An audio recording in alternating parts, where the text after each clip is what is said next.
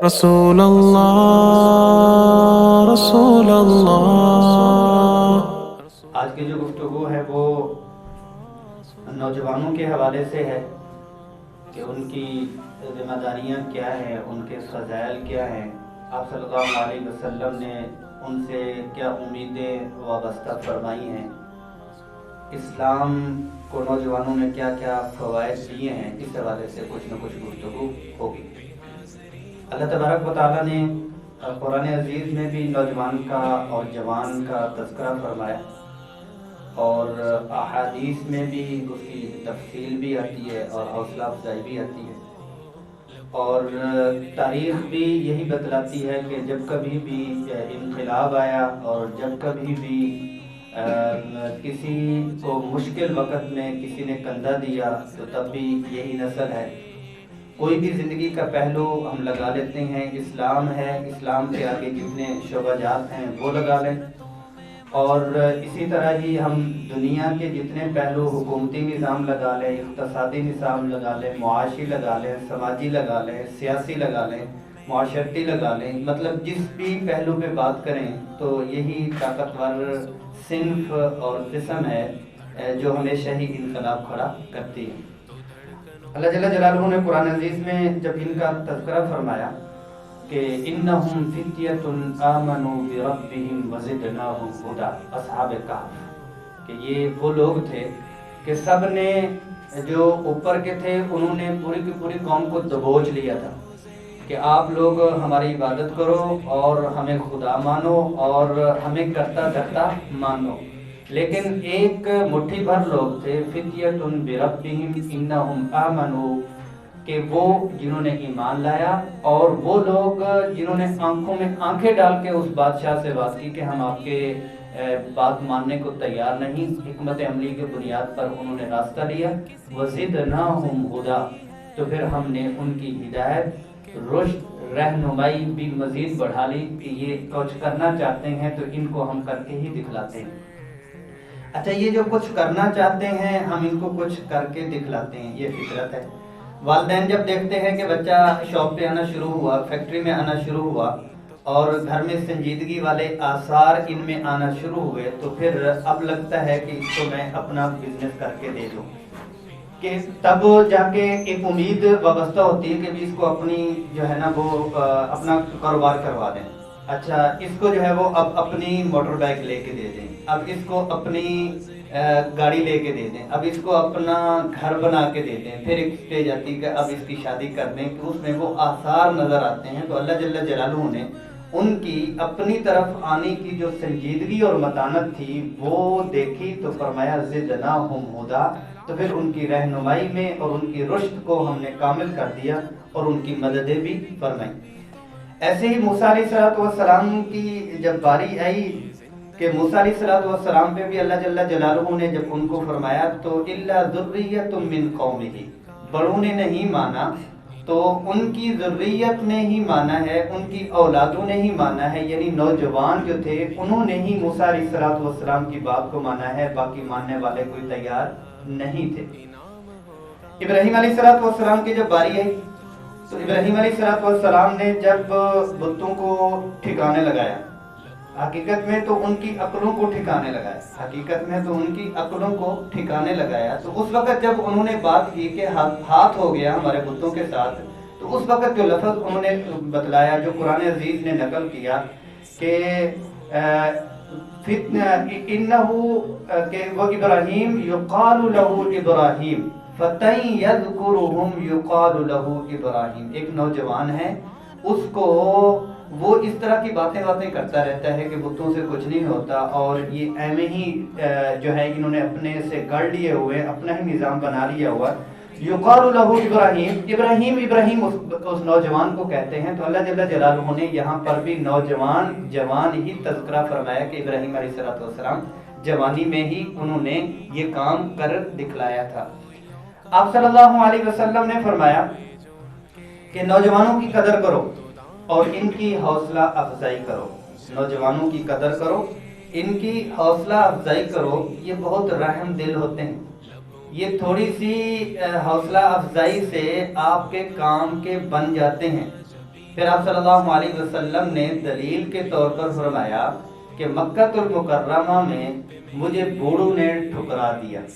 مجھے پکوں نے ٹھکرا دیا، نوجوانوں نے میری بات کو سینے سے لگایا، تو اس پر آپ صلی اللہ علیہ وسلم فرمایا کہ یہ رحم دل ہوتے ہیں، یہ بات مان لیتے ہیں، تو ان کی قدر کرو اور ان کو سنبھالو اور یہ تمہارا سرمایہ ہے۔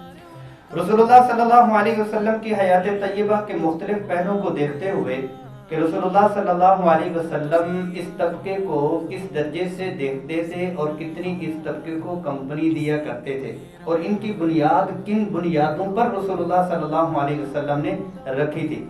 سب سے پہلی جو چیز تھی ان نوجوانوں کی اور جوانوں کی، وہ تعلیم و تربیت، وہ تعلیم و تربیت ہے۔ ایک تو واضح ہو چکا کہ مکہ المکرمہ میں جو ایمان لانے والے ہیں وہ جوان ہیں۔ آخر میں جا کے میں آپ سے عرض کروں گا کہ یہ جوان جتنا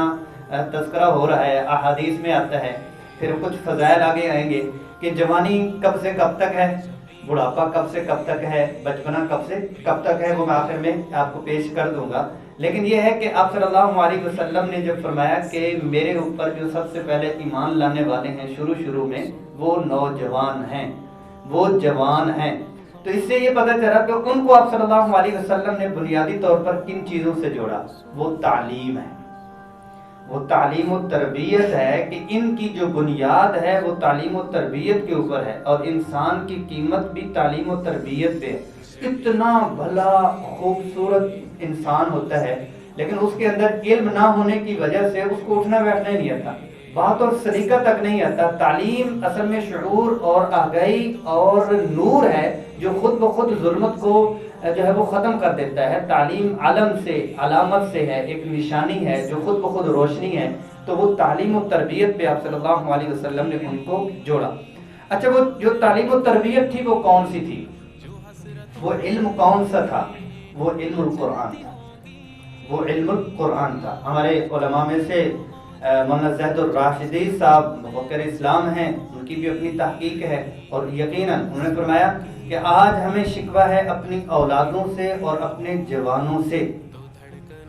اب کوئی شکوہ کرے، امام صاحب کے پاس آئے، جی بچے ہیں وہ بہت ساری رات کانپتے رہتے ہیں، سردی ان کو بہت لگتی، سردی ان کو بہت لگتی ہے، حضرت مجھے کوئی وظیفہ بتلائیں، مجھے کوئی جو ہے نا کوئی، چلو ڈاکٹر کے پاس چلے جائیں، حضرت کے پاس نہ آئیں، حضرت کے پاس نہ آئیں، ڈاکٹر کے پاس چلے جائیں۔ ڈاکٹر صاحب پوچھتے ہیں مسئلہ کیا ہے؟ کہتے ہیں مسئلہ یہ ہے کہ گھر کی اوپر چھت بھی نہیں ہے اور بچوں کو کمبل ومبل بھی نہیں دیا ہوا، اور سردی بھی بہت ہے، ان کو بہت سردی لگتی ہے۔ تو یہی مثال آج ہم اپنی نوجوان نسل کے ساتھ کریں،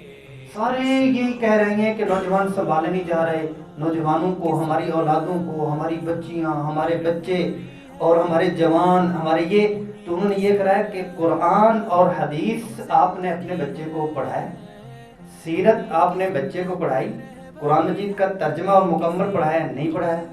اچھا، آپ نے ان کو سیرت طیبہ اور احادیث کا علم گزروایا تھا؟ نہیں، وہ تو نہیں گزروایا، لیکن ایم اے انگلش ہے، وہ پی ایچ ڈی ہے، وہ ڈاکٹر صاحب ہیں، جو بھی ہیں وہ اپنی جگہ، اس کا انکار میں نہیں کر رہا، تو یہ بیائی ہی وہی ہو جائے گا، گھر کی چھت نہیں ہے اور کمبل اور کپڑے نہیں ہیں اور بچے کو سردی لگتی ہے، تو بھائی پہلے اس کا وہ انتظام کرو، تو پھر وہ چیزیں ختم ہو جائیں گی۔ ان کی گمراہی کا رونا تو رو رہی ہیں، لیکن جو سبب تھا قرآن اور حدیث اور سیرت وہ نہیں اپنایا۔ تو رسول اللہ صلی اللہ علیہ وسلم جو جوان مل رہی ہیں ان کی بنیادی طور پر جو بنیاد رکھی جا رہی ہے وہ کیا ہے؟ وہ اقرأ بسم ربک الذی خلق ہے، کہ خالق کے ساتھ جوڑا جا رہا ہے اور بتلایا جا رہا ہے، کیونکہ اقرأ بسم ربک الذی خلق میں بنیادی طور پر یہ ہے کہ تمام کے تمام فنون وہ سارے کے سارے مخلوق سے جوڑتے ہیں، اور وہ یہ بتلاتے ہیں کہ مخلوق سے فائدہ کیسے لینا ہے۔ جتنی بھی چیزیں ہیں اینڈ اس کا یہی آتا ہے کہ آپ کو کوئی بھی، کیونکہ وہ موضوع نہیں ہے، میں اس طرف جانا نہیں چاہتا، اپنے موضوع کی طرف ہی گفتگو کرنی ہے، آپ جتنی بھی ہیں اس کا نتیجہ جب نکالیں گے تو آپ کو یہ ملے گا کہ آپ نے مخلوق سے بڑے سلیقے، تہذیب، ثقافت کو مد نظر رکھتے ہوئے نچوڑنا کیسے، مخلوق سے فائدہ کیسے لینا ہے۔ اور اقرأ بسم ربک الذی خلق، نوجوانوں کی جو بنیاد رسول اللہ صلی اللہ علیہ وسلم نے رکھی ہے وہ خالق سے فائدہ کیسے لینا ہے، وہ خالق سے فائدہ کیسے لینا ہے، کون سی ایسی ڈگری، کون سے ایسے طریقے، کون سے ایسے سلیقے، کون سے ایسے اسالیب اور مناہج ہیں اور وہ نصاب ہے جس کے ذریعے سے خالق سے آپ کو فائدہ لینا ہے، وہ ہے اقرأ بسم ربک الذی خلق کے اوپر بنیاد رکھی گئی۔ اچھا یہ ہے کہ دوسری چیز کیا ہے، انہیں کو اقرا میں جب ہم اقرا بسم ربک الذی خلق ہے تو اس کا قطعاً یہ مطلب نہیں ہے کہ جو جدید چیزیں ہیں، جدید ٹیکنالوجی ہے، اس کا کو میں انکار کر بیٹھا ہوں، اس کا انکار نہیں ہے، وہ تو ہونی چاہیے، مسلمانوں نے کی بھی ہیں، مسلمانوں کو کرنی بھی چاہیے، اس ٹیکنالوجی میں سیکھنے سکھانے میں، وہ کمپیوٹر ہے، وہ سائنس ہے، جو بھی ہے آگے آنی چاہیے۔ بات صرف یہ ہے کہ صرف وہ نہیں ہونا چاہیے۔ پہلی بنیادی طور پر جو پہلی ہماری وہ ہے درسگاہ ہے، اس میں قرآن اور حدیث ہے۔ قرآن اور حدیث سے بنیاد رکھنے کے بعد آپ ٹیکنالوجی میں چلے جائیں، آپ جس فیلڈ میں مرضی چلے جائیں، لیکن قرآن اور حدیث کی روشنی میں، قرآن اور حدیث کی سرپرستی میں آپ چلیں۔ لیکن اس کا یہ قطعاً مطلب یہ ہے کہ صرف قرآن اور حدیث کو لے لیں اور باقی جو ہے وہ چیزوں کو چھوڑ دیں، نہیں، وہ باقی چیزیں بھی قرآن اور حدیث کی روشنی میں ہی ہیں، وہ بھی قرآن اور حدیث ہی کی کیا ہے کہ وہ برانچز ہی ہیں، لیکن اس وقت ہوں گی جب اس کو قرآن اور حدیث کی برانچز سمجھا جائے گا۔ دوسری چیز یہ ہے کہ آپ صلی اللہ علیہ وسلم نے خشیت اور تقوی نوجوانوں کو سکھلایا، اللہ سے خوف، اللہ سے جو خشیت کا لفظ استعمال ہوتا ہے، خوف ہوتا ہے، یہ اللہ کا پیار سکھلایا، اور تقوی کا جو مطلب ہوتا ہے یہ گناہوں سے بچنے کا ہے، یہ اللہ جل جلالہ کے جو مقام اور مرتبہ ہے وہ دل میں انسٹال کروا دیا کہ بھائی آپ کی یہ چیزیں، جیسے ٹریننگ ہوتی ہے نا، ٹریننگ میں ہم جتنے بھی نوجوان ہیں، آپ اچھے اچھے اس میں پلیسز میں چلے جاتے ہیں، وہ ہوٹلز ہوں، وہ کوئی ٹریولنگ کی کوئی چیز ہو، مطلب ایئرپورٹس وغیرہ، سارے آپ کو جو ہے نا ویلکم کرتے ہیں، مسکراتے ہیں، سارا کچھ ہے، حالانکہ ہمیں خود سب کو پتا ہے کہ پیچھے ان کی ٹریننگ دی ہے، آپ ڈانٹ کے دیکھ رہے ہیں، آپ کسی کو پکڑ کے ایسی تیسی پھیر دیں، وہ تب بھی ویلکم سر، کوئی بات نہیں، آپ وہ کر لیں، یہ کر لیں، ان کی وہ تھوڑی سی ٹریننگ کی گئی ہے۔ تو رسول اللہ صلی اللہ علیہ وسلم نے یہ جسموں کی جو ٹریننگ ہے، یہ جسموں کی ٹریننگ ہے، ان کو مطلب مسکرانے کے طریقے میں مکمل کئی گھنٹے لگتے ہیں کہ آپ کو مسکرانا کہتے ہیں، آپ نے ویلکم کیسے کرنا ہے اپنے چہرے کو، یہ جسمانی جو اوپر کی چیزیں ہیں یہ تو یہاں ساری کی ساری چل رہی ہیں، رسول اللہ صلی اللہ علیہ وسلم نے اس کی بنیاد کس پہ رکھی؟ اندر سے ٹھیک کیا، اندر سے درستگی کی۔ جیسے بیماری، حکیم لوگ بیماری کا علاج کرنے سے پہلے وہ معدے کا علاج کرتے ہیں کہ جہاں سے بیماری اٹھ رہی ہے اس معدے کو درست کر دیا جائے، تو جس سے ساری کی ساری برانچیں نکلنی ہیں اور خرابی ہونی ہے، اس خرابی کو دور کرنے کے لیے کیا ہے کہ دل کو درست کر دیا جائے، خشیت اور اللہ جل جلالہ کا مقام اور مرتبہ رسول اللہ صلی اللہ علیہ وسلم نے ڈالا ہے۔ ورنہ یہ ہوگا اگر یہ درستگی نہیں ہوگی، یہ دل کی درستگی نہیں ہوگی، آپ ہزار نگرانوں پہ نگران، گورنمنٹ پہ گورنمنٹ، جو مرضی کر لیں، اندر گڑبڑ ہونی۔ ایک بندہ تھا، موضوع آگے چلے جائے گا، بہت لمبا موضوع ہے، وہ ویسے تھوڑا سا آپ کو بتایا، اس نے نا بکری رکھی ہوئی تھی، بس ویسے ہی مثال ہے اس کی، کوئی بھی آپ لگا دیتے ہیں، تو آدھا کلو وہ نا اس کو مکھن کھلانا ہوتا ہے، آدھا کلو اس کو مکھن کھلانا ہے، بکرے کو قربانی بھی بیچنا ہے، تو پریشان ہوا کہ یہ جو ہے نا وہ پاؤ جو ہے وہ بکرا چرانے والا جو تھا وہ خود کھا جاتا ہے، ایک پاؤ بکرے کو کھلاتا، اس میں اچھا اس کا میں یہ ایک بندہ اور رکھ لیا کہ تو اس کی نگرانی کر کہ یہ پاؤ کھا جاتا ہے۔ اب دونوں نے آپس میں جو ہے وہ دکھ سکھ تقسیم کر لیے، تو پاؤ دونوں کھا لیتے تھے، جو شابر اور برتن تھا اس سے اس کا منہ مل دیتے تھے۔ نگران پہ نگران کریں گے تو نقصان پہ نقصان ہوگا، اور دل میں خشیت اور اللہ کا خوف اور تقوی ڈال دیں گے تو پھر ساری جو چیزیں ہیں وہ درست ہونا شروع ہو جائیں گی۔ احساس ذمہ داری، آپ صلی اللہ علیہ وسلم نے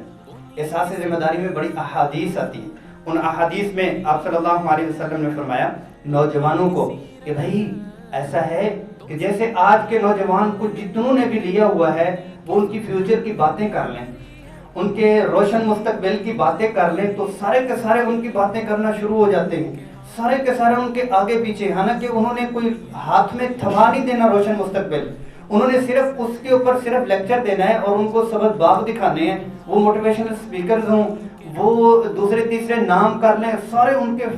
فین ہو رہی ہیں. کیا ہو رہا ہے کہ جی وہ برائٹ فیوچر کی بات کرتے ہیں، روشن مستقبل کی بات کرتے ہیں. مستقبل جو حقیقی ہے، آپ صلی اللہ علیہ وسلم نے فرمایا کہ بھئی ایسے ہے لن تزول قدم عبد حتی یسأل عن 4 خصال. قیامت والے دن جو حقیقی فیوچر ہے آپ کا، اس میں بندے کے پاؤں کے جو قدم ہیں وہ ہل بھی نہیں سکتے جب تک کہ 4 چیزوں کا وہ جواب نہ دے دے. 4 چیزوں کا وہ جواب نہ دے دے. عن عمرہ فیما افنا، کہ عمر کو کہاں خرچ کر کے آیا ہے. وعن شبابہ فیما ابلا، کہ اپنی جوانی کو کہاں کھپا کے آیا. وعن مالہ من این اکتسب وفیما انفقا، کہ مال اس نے کہاں سے کمایا اور کہاں خرچ کیا. وعن علمہ ماذا عمل فیہ، اور اپنے علم کے بارے میں کہ اس پہ اس نے کتنا عمل کیا. یہ 4 چیزیں آپ صلی اللہ علیہ وسلم نے فرمائی. ان چاروں کا تعلق کس سے ہے؟ جوانی سے. ان چاروں کا تعلق جوانی سے ہے. بچے سے بھی اس کی بچپنے کا سوال نہیں ہے، بوڑھے سے بھی اس کے بڑھاپے کا سوال نہیں ہے، وہ معافی ہے. بچے کو بھی معافی ہے، بڑھاپے کے اوپر بھی احادیث میں بہت ساری روایات ایسی آتی ہیں کہ 70 سال سے اوپر والے کے ساتھ کیا ہے، 80 سال سے اوپر والے سے، 90 سال سے اوپر والے سے ان کے لیے پیکجز ہیں. بچے کے لیے بھی پیکجز ہیں. جو درمیان کا طبقہ ہے، اس درمیان کے طبقے سے ہی یہ سوال ہے کہ عمر میں تو انہوں نے بھی کرنا ہے، مال کا بھی انہی سے ہے، سارا کچھ ہے. یہ کیا ہے؟ یہ احساس ذمہ داری آپ صلی اللہ علیہ وسلم دلوا رہے ہیں کہ آپ کو اپنے کام پہ یہ ہونا چاہیے کہ آرڈر بھی ہونا ہے اور آپ کو کہیں اس کا جواب بھی دینا ہے. اور آپ صلی اللہ علیہ وسلم نے اسی چیز کو ہی بتایا کہ عمل اور کوشش میں لگایا. عمل اور کوشش میں لگایا کہ آپ کرتے رہو، آپ کرتے رہو، آگے بڑھتے رہو. اس کے لیے حدیث کیا ہے؟ اغتنم خمسا قبل خمس، 5 چیزوں کو 5 چیزوں سے پہلے پہلے غنیمت جانو اور اس کو اس کے اوپر شکر ادا کرو. ان میں سے ایک کیا ہے؟ وشبابک قبل حرمک، اپنی جوانی کو غنیمت جانو بڑھاپا آنے سے پہلے پہلے. تو یہ کیا ہے؟ مسلسل جہد پہ لگایا جا رہا ہے، مسلسل جہد پہ لگایا جا رہا ہے کہ آپ ابھی کما لو، ابھی جو ہے وہ ریٹائر ہونے سے پہلے پہلے کوئی گھر وغیرہ بنا لو اور اس کے بعد جو ہے وہ آپ سے کام نہیں ہونا. اور جوانی میں جو کرنا ہے کام کاج کر لو، کوئی پراپرٹی وغیرہ بھی ڈال دو، جیسے جیکب پہ کچھ نہ کچھ کر لو. بڑھاپے میں جو ہے بچوں نے بھی کوئی ساتھ نہیں دینا، اپنا کچھ کر لو. تو آپ صلی اللہ علیہ وسلم نے پہلے سے بتا دیا کہ بڑھاپے سے پہلے پہلے کہ آپ سے نہیں ہونے یہ اعمال، اور اب آپ اعمال کر سکتے ہیں، اب اپنے آپ کو کسی کھاتے میں لگا سکتے ہیں. تو اس پر آپ صلی اللہ علیہ وسلم نے ان کی بنیاد رکھی، عدل و انصاف پہ رکھی، تواضع اور مساوات پہ رکھی، اور شرم و حیا کے حوالے سے صفات دی، اور کیا عفت اور عصمت کے اوپر آپ صلی اللہ علیہ وسلم نے کھڑا فرمایا، اور آنکھوں کی حفاظت، بزرگوں کی تعظیم اور پاکیزگی، صحت اور جو ہے وہ اپنی صحت اور ورزش، اور ان حوالے سے آپ صلی اللہ علیہ وسلم نے بہت زیادہ ترغیب دی. ایک میں بات کروں گا تو لمبی ہو جائے گی، میں نے صرف نام لے لیے ہوئے ہیں. ان میں سے 1-2 پوائنٹ میں بات کرتا ہوں، پھر جو موضوع کا دوسرا رخ ہے اس کے اوپر ہم بات کرتے ہیں. اس میں ایک تو یہ چیز ہے کہ عفت اور عصمت ہے کہ والذین هم لفروجہم حافظون، وہ جو اپنی شرم کی حفاظت کرنے والے ہیں. اور پاکیزگی ہے اور صحت ہے. پاکیزگی میں یہ ہے کہ دل بھی پاکیزہ، جسم بھی پاکیزہ،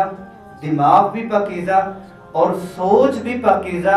اور رخ بھی پاکیزہ، جس کو مثبت سوچ ہم کہتے ہیں. اس لیے یہ ہے کہ جب ہمارا جسم پاک ہوتا ہے تو اللہ کے سامنے جب ہم کھڑے ہوتے ہیں، صرف جسم پاک کے ساتھ نہیں کھڑے ہوتے، اندر بھی پاک کر کے کھڑے ہوتے ہیں. جسم میں تو ہم نے وضو کیا، حدیث شریف میں جیسے آتا ہے کہ جس نے ہاتھ وضو کیا، ہاتھ اس نے دھوئے ہیں، تو اس کے ہاتھوں کے گناہ جو ہے وہ جھڑ گئے، چہرے کے گناہ جھڑ گئے. ایک اور حدیث جو فضیلت والی ہے وہ یہ ہے، جمعے والے دن جو غسل کرتا ہے، جیسے اس کے جسم غسل کرنے سے، پانی سے اس کے جسم کے بالوں کی جڑوں کی میل بھی نکل جاتی ہے، تو ایسے جمعے والے دن جو غسل ہے اس کے جسم کے سارے گناہ بھی معاف ہو جاتے ہیں. اچھا، یہ تو ہوا یہ کہ غسل کر لیا. اور وضو کر لیا، جسم پاک ہوا، تو وضو کے بعد کی دعا کیا ہے؟ اشہد ان لا الہ الا اللہ، ہاتھ انگلی اوپر کر کے، اور یہ شہادت جو گواہی دی جا رہی ہے یہ اندر سے پاک ہوا ہے، جسم پانی کے ساتھ پاک ہوا ہے، شہادت کی گواہی تجدید ایمان ہے، یہ تو تجدید ایمان ہے، اندر بھی پاک ہوا اور جسم بھی پاک ہوا، اب اللہ کے سامنے کھڑا ہو کے اللہ اکبر کہتا ہے، تو یہ پاکیزگی ہے۔ اور پھر صحت ہے، صحت میں آپ صلی اللہ علیہ وسلم نے خود جو عملی طور پر کھانے پینے کی چیزیں ہیں ان میں بھی آپ صلی اللہ علیہ وسلم نے بڑا اہتمام فرمایا۔ مدینہ المنورہ میں رسول اللہ صلی اللہ علیہ وسلم اپنے لیے اچھے کنویں کا پانی منگوا کے اس سے پیا کرتے تھے، اور جو حریصہ ہے اور ایک حلوہ سا بنتا ہے جس میں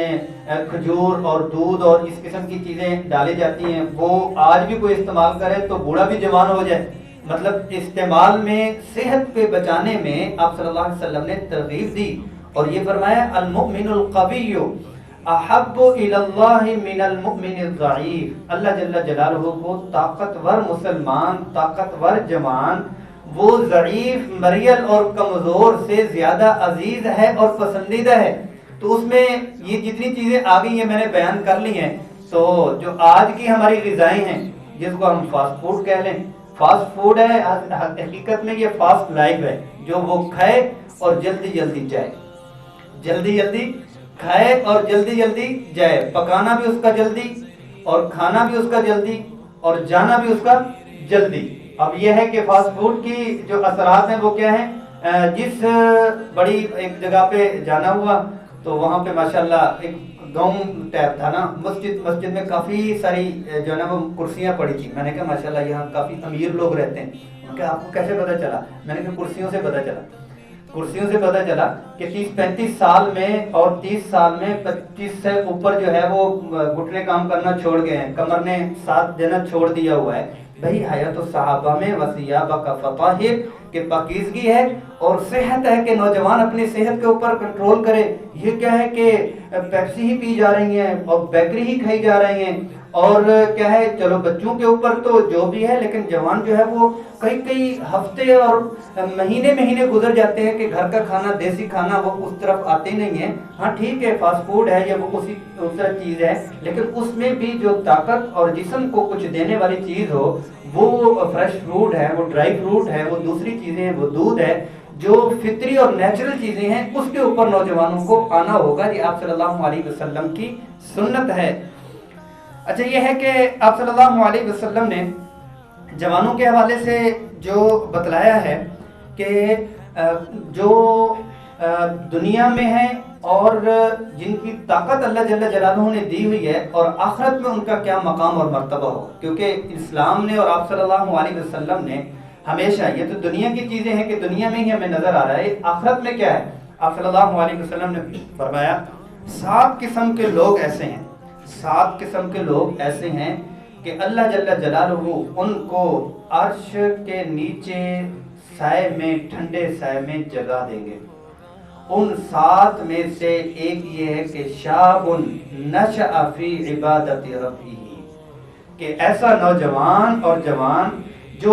جس کی جوانی اللہ کی عبادت میں گزری ہو، جس کی جوانی اللہ کی عبادت میں گزری ہو، ایسے نوجوان کو کیا ہوگا کہ قیامت والے دن اللہ جل جلالہ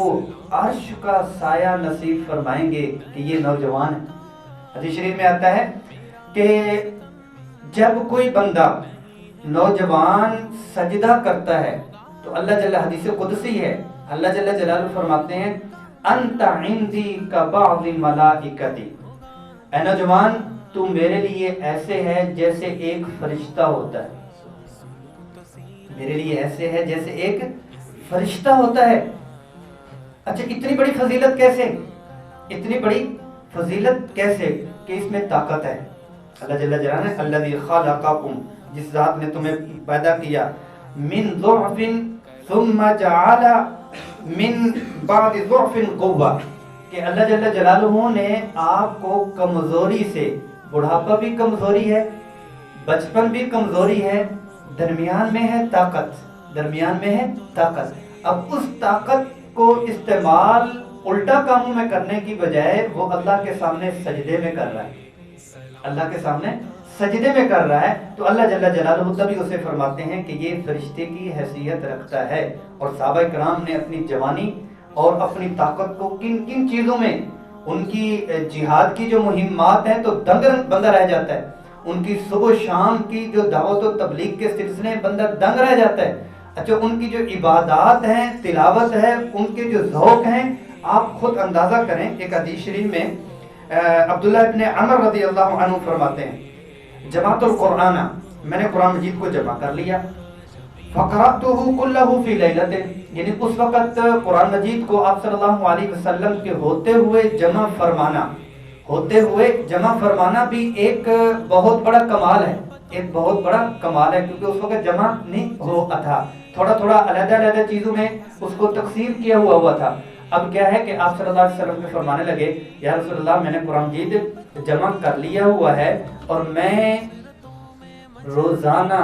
رات میں مکمل قرآن مجید پڑھ لیتا ہوں۔ آپ صلی اللہ علیہ وسلم نے فرمایا،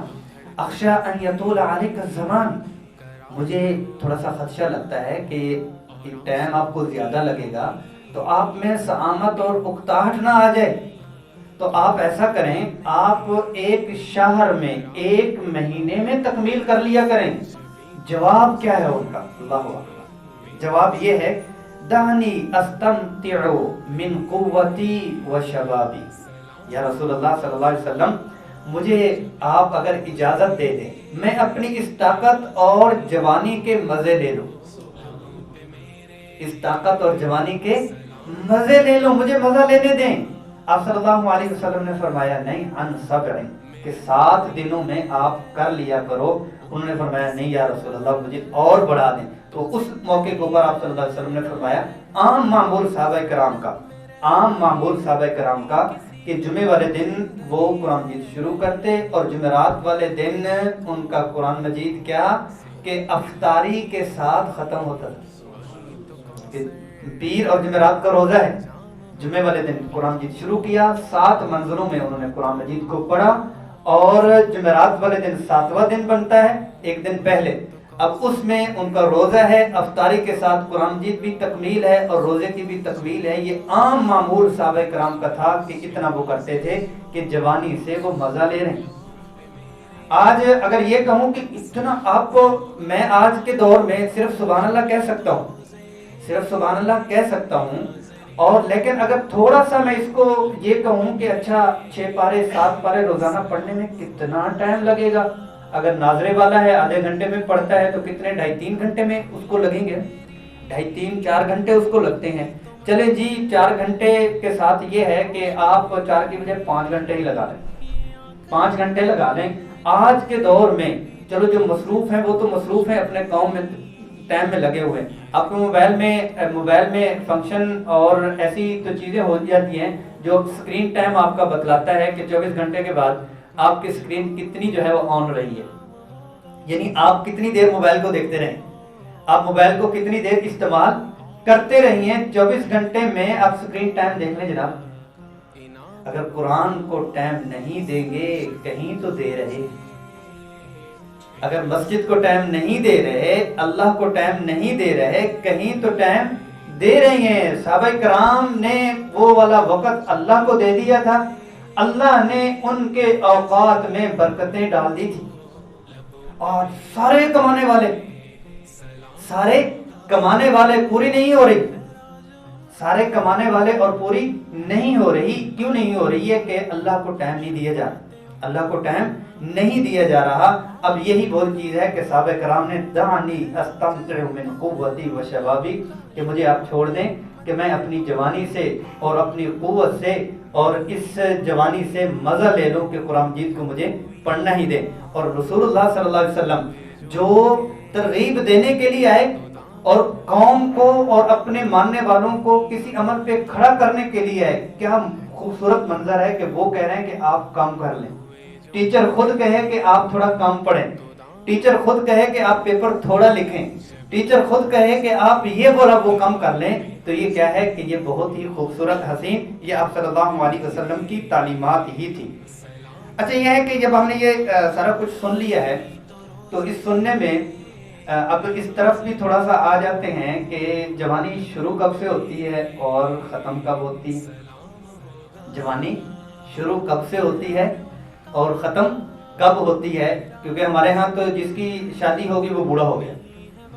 تو کیا ہے کہ یہ والی جو چیز ہے کہ شادی کے بعد ہماری جوانی ختم ہو گئی اور بڑھاپا شروع ہوا، وہ ذہنی طور پر بھی اس چیز کو قبول کر لیتا ہے. تو آج اس کی مختلف چیزیں میں دیکھتا رہا، کیونکہ جب آتا ہے کہ نوجوان اللہ کے عرش کے ساتھ ہیں، نوجوان آپ صلی اللہ علیہ وسلم فرما رہے ہیں، تو پھر اس کا کوئی حد فاصل ہونا چاہیے. جوانی کب سے شروع ہوتی، کب سے ختم ہوتی ہے؟ تو میں مختلف اقوال کو دیکھتے ہوئے اس نتیجے کے اوپر پہنچا ہوں کہ 15 سال سے لے کر 45 سال تک یہ جوانی ہے. 15 سال سے لے کر 45 سال تک یہ جوانی،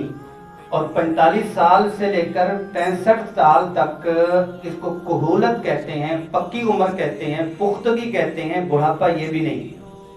بڑھاپا یہ بھی نہیں ہے، یہ جوانی کی اتار اتراؤ کہہ لیں. اور 15 سال سے